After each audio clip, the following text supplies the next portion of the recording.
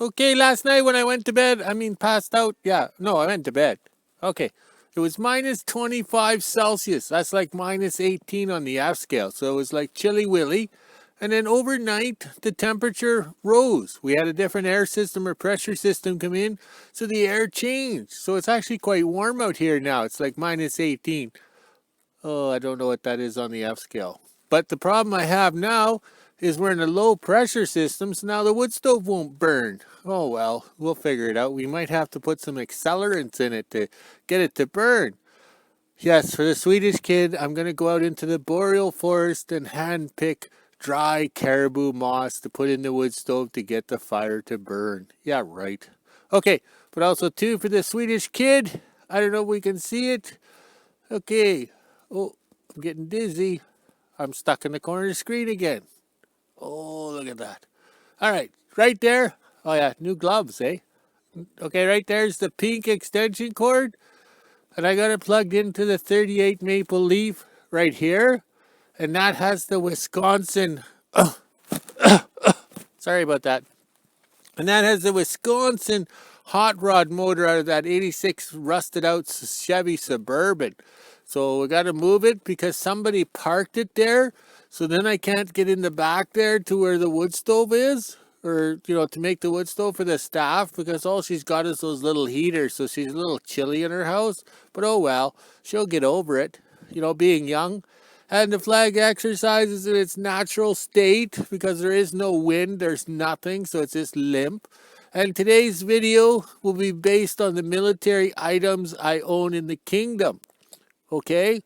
So this video today will be on tomorrow's YouTube, TikTok, and Facebook. Okay? So it's like owning a DeLorean time machine, but like the roads up here aren't smooth enough to get up to 88 miles per hour. So I have to use the advent of technology to film today, release tomorrow, eh? That's confusing. And also, too, I don't know if we can see it. All right, that truck right there. Look at that. That truck right there. Okay? That used to get me speeding tickets of 145 miles an hour in my wasted youth because the roads were smooth. Yeah, we could go fast and outrun the cops. Oh, yeah. Uh, Minor detail. I wrote about that in my Natalie book series, eh? It was my life in the South, going fast, having good times, and stuff like that. All right, I better go do something because the boss, I don't know where he is, but I better get things ready for filming. So, because tomorrow we plan a big day out on the muskeg. All right, so we want to get everything ready today for tomorrow. Okay? Okay, for the first item on the military list in the kingdom is a 1944 Beach 18, okay? This was built for the United States Air Force, and it was flown by the ladies of WASP, okay?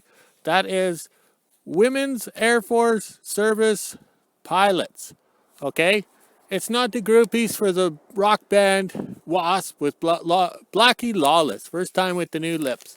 Okay, so this plane here, flown by the ladies of WASP, would be flying along towing a target, okay? So the target would be behind them, and then the artillery on the ground or where it would be shooting at it. Well, I know if my ex-wife was flying the plane, I doubt I'll be aiming at the target. Due to the fact I don't have my glasses on. Okay, but it's a nice plane. We salvaged it. It was good. Looked good underwater, and the water kind of saved it. But that's all par for the course. So we'll continue on the quest here. Okay, we can't forget the wing for the plane. So that's the call numbers on it when it was a Canadian bush raider flying in northern Canada here, northern Manitoba. So this tells the whole history right there with the call numbers. Okay, back in 1987, I bought this red crane cat, and I think that's why I ended up getting a divorce. So the boom is pretty long, all right? It looks pretty high. Okay, so back then I loaded a lot of scrap metal and everything out of it, with it and stuff like that, so to finance my adventures and stuff like that. So it's a 1941 T9. T stands for gas motor or track machine. It's not a diesel. Okay, so it was built for the United States Navy. It was popular in the Pacific War part, Pearl Harbor, all that kind of stuff for unloading equipment and everything off the landing craft. It's a very handy machine. The turret turns each way. It lifts up and down. The ball goes up and down.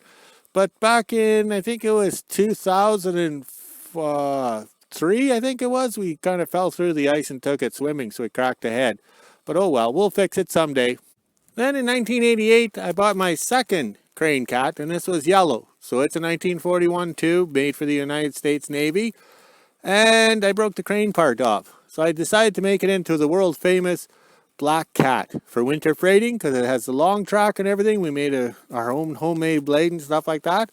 So both these cats are well featured in my first book, which was Stories Written in 2003, published in 2006. So these black covered King of Obsolete Cat Train newsletter books sell for a lot of money on eBay and stuff like that. I don't know why. $236 US, all because I signed it. I don't know why. You can go to Amazon and download the second edition for free when it's in rotation. Back in 1998, we built 13 miles of ice road to get this D7 4T. It's not a 3T, it's a 4T because the 4 means military issue. So it's a 1951, most likely for the Korean War. And we dragged it off the ice road, got it to the kingdom, and we kind of play with it once every 10 years or so. But we will get it up and running someday and have some fun. It is featured in my books, the early years or whatever, so please enjoy. The 1945 Chevy 3-ton, which was military issue, sold for civilian use to my grandpa for Barnes Freighters of Medora, Manitoba. Grandpa was privileged enough to be given this truck or sold this truck because he was hauling to the Commonwealth Air Training Bases in southwestern Manitoba. So having this truck was a great privilege and everything. But he got hit by a train in 1945. We've well documented that. And we're slowly working on it to get it back on the road. But this year with the high price of gas and can't get parts for 3 to 4 months, so a little drive back to where Grandpa got hit by the train was out of the question. 1976 AM General. Okay, I'm getting it right. M16 Roto Wrecker, because this is the days before Jamie Davis made him famous on Highway Through Hell. But that's a Roto Wrecker for tow trucks of the military, okay? This truck was based at Shiloh, Manitoba when I was growing up, and it's will be featured in my fourth book in the Naughty Natalie series because it does play a major role. So in 2019, I was owed some money, and it kind of showed up here in the middle of the night. So it kind of brings back memories of the good times and everything we had back then in the 80s. So I'll be telling more on that. But it's known as the green toy in the kingdom, and we have lots of fun with it. Okay, Thor the Plow Truck is a 1983 IH Paystar 5000 spec for the United States Air Force to plow the runways during the Cold War so the nuclear bombers could take off and land. So now the poor truck is at the end of the world, enjoying its retirement, plowing on rocks and more rocks and more rocks. But the truck has been very good to us, and it is 100% military because you go to order anything from fan belts to heater switches to you name it, it's military spec. So you have to really use the internet and Google to find the parts for this truck. I'm glad I purchased it, and hopefully we get quite a few more years of use out of the truck and having fun. Well featured in my books and rescuing the Screaming Ford off the winter road.